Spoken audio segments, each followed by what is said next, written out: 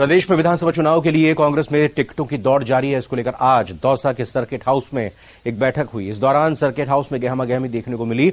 चुनाव समिति के जिला प्रभारी कैबिनेट मंत्री प्रताप सिंह खाचरियावास पहुंचे। जैसे ही सर्किट हाउस तो नारेबाजी का दौर शुरू हो गया। कुछ लोगों ने कैबिनेट मंत्री ममता भूपेश के खिलाफ नारे लगाए तो कई कांग्रेस कार्यकर्ताओं ने दौसा से विधायक मुरारीलाल मीणा के खिलाफ भी नारे लगाए। इस दौरान एक दावेदार के साथ आए कुछ समर्थकों ने मुरारीलाल भगाओ, दौसा बचाओ, बाहरी भगाओ, दौसा बचाओ जैसे नारे भी लगाए। इसी तरह बांदीकुई विधायक जीआर खटाना के खिलाफ भी बाहरी भगाओ, बांदीकुई बचाओ के नारे लगे। इस दौरान कई बार कांग्रेस कार्यकर्ता आपस में उलझते हुए भी नजर आए। चुनाव समिति के जिला प्रभारी मंत्री प्रताप सिंह खाचरियावास ने कहा कि कांग्रेस पारदर्शिता बरतती है और कोई भी व्यक्ति टिकट लेने के लिए आवेदन कर सकता है। उन्होंने ये भी कहा कि जिताऊ उम्मीदवार को टिकट में तरजीह दी जाएगी। ऐसे लोगों को हम टिकट भी देंगे, ऐसे लोगों का सम्मान भी होगा। और मुझे भरोसा है राजस्थान में 156 का जो हमारा नारा है वो 100% सफल होगा। और उस नारे के अनुसार आप देख लेना, क्योंकि बीजेपी का माहौल ही नहीं बन रहा। बीजेपी के साथ एक दिक्कत हो गई, रोज बीजेपी के केंद्र के नेता आ रहे हैं, लेकिन बीजेपी सब कुछ करके माहौल नहीं बना पा रही, जनता में मैसेज नहीं दे पा रही। क्योंकि जनता राजस्थान की पूछ रही है कि रोज राजस्थान की सरकार और मुख्यमंत्री तो अपने काम गिनाता है, एमएलए मिनिस्टर अपने काम गिनाते हैं राजस्थान की सरकार के, लेकिन बीजेपी के नेता अपना काम नहीं बताते। टोंक में बीजेपी प्रदेश उपाध्यक्ष प्रभुलाल सैनी ने सचिन पायलट के बयान पर पलटवार करते हुए बड़ा बयान दिया। सैनी ने कहा कि आज ये लोग अपनी पार्टी ही नहीं संभाल पा रहे। मुख्यमंत्री बनने के लिए 2.5-3 साल तक लड़ते रहे, आज घड़ियाली आंसू बहाकर बीजेपी का मुकाबला करने की बात करते हैं। इसके साथ ही सैनी ने शहर की वाल्मीकि बस्ती में नव मतदाता सदस्यता अभियान की शुरुआत करते हुए विधानसभा चुनाव में बीजेपी की जीत का दावा किया। माननीय श्री प्रधानमंत्री जी नरेंद्र जी मोदी जी और इसके अलावा मंत्री प्रताप सिंह खाचरियावास की बात करें तो आज दौसा के सर्किट हाउस में पहुंचे। इस दौरान उन्होंने कांग्रेस के कार्यकर्ताओं को संबोधित करते हुए बीजेपी पर जोरदार हमला बोला। खाचरियावास ने बीजेपी के नेताओं को झूठ का जनरेटर करार दिया। साथ ही खाचरियावास ने कहा कि बीजेपी सरकार ने आटे और पराठे पर टैक्स लगा दिया। ऐसे में रोटी पर टैक्स लगाने वाली बीजेपी की सरकार का इलाज करना जरूरी है।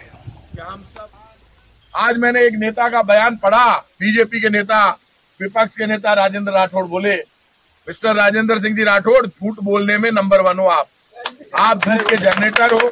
और आपने ये कैसे कह दिया हिंदुस्तान में सबसे महंगा पेट्रोल डीजल मध्य प्रदेश में है, क्या बीजेपी की सरकार, और राजस्थान दूसरे नंबर पर है, लेकिन राजस्थान में पेट्रोल डीजल पर टैक्स आज भी उतना ही है जितना वसुंधरा जी की सरकार के समय पेट्रोल डीजल पर टैक्स था 2014 में।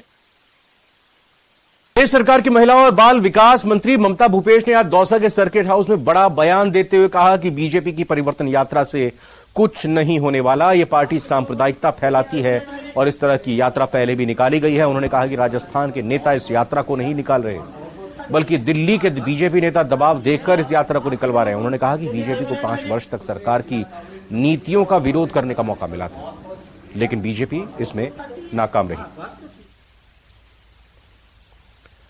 केंद्रीय मंत्री अनुराग ठाकुर को एक बार फिर से सुन लेते हैं। ऐलान किया है कि 200 रुपए सस्ता होगा LPG cylinder. New gas connection will be given under the Pradhan Mantri Ujjwala Yojana scheme that will take up the total connections to 10.35 crore in the coming days.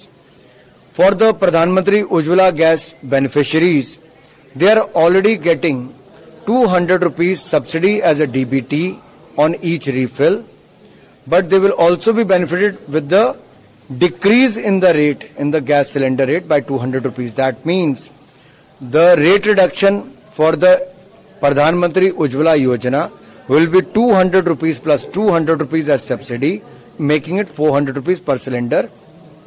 There is no political motive. I think it's a welcome step on the eve of Raksha Bandhan and Onam.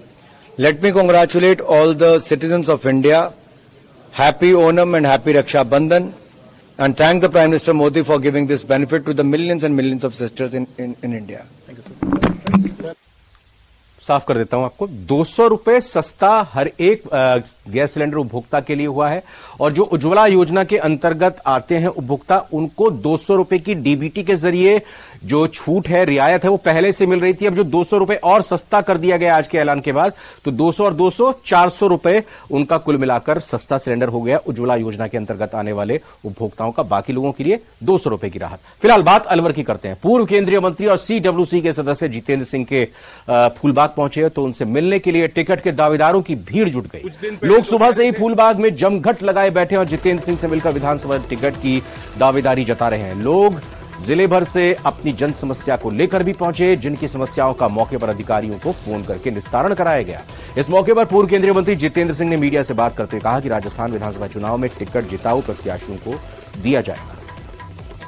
Bharatiya Janata party और माननीय मंत्री जी और ये सब ये बिल्कुल झूठ के पुलंदे हैं। कुछ दिन पहले तो कह रहे थे और वो वीडियो वायरल भी हुआ कि हमारी सरकार आएगी जब हम कर देंगे। इसका मतलब आप पानी के ऊपर राजनीति कर रहे हो। क्या मुख्यमंत्री को उनके कमरे के बाहर वो बैठे रहें जब जाके वो करेंगे क्या? उनको राजस्थान की चिंता नहीं है क्या? उनको सिर्फ मुख्यमंत्री जी की चिंता है। अगर उनके अंदर थोड़ी सी भी शर्म होती कि मैं मेरे खुद के प्रदेश के अंदर कुछ करना चाहता हूं, तो वो अभी तक ERCP की योजना को हरी झंडी दे देते। यहाँ राजस्थान सरकार खुद अपने संसाधनों से।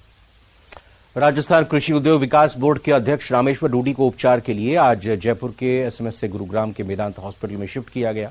इस दौरान मेदांता के विशेषज्ञ चिकित्सकों की एक टीम SMS हॉस्पिटल के न्यूरो सर्जरी ICU में सुबह 9:30 बजे पहुंची, जहां से उन्हें ग्रीन कॉरिडोर बनाकर महज 8 मिनट में एयरपोर्ट तक ले जाया गया। इस दौरान SMS hospital critical care ambulance में उन्हें वेंटिलेटर पर रखा गया। SMS के वरिष्ठ चिकित्सकों की टीम भी एम्बुलेंस के साथ मौजूद रही। रविवार को रामेश्वर डूडी को गंभीर हालत में ब्रेन हैमरेज की शिकायत के बाद जयपुर के प्राइवेट हॉस्पिटल में शिफ्ट करके सवाई मानसिंह अस्पताल के न्यूरो सर्जरी विभाग में भर्ती किया गया था।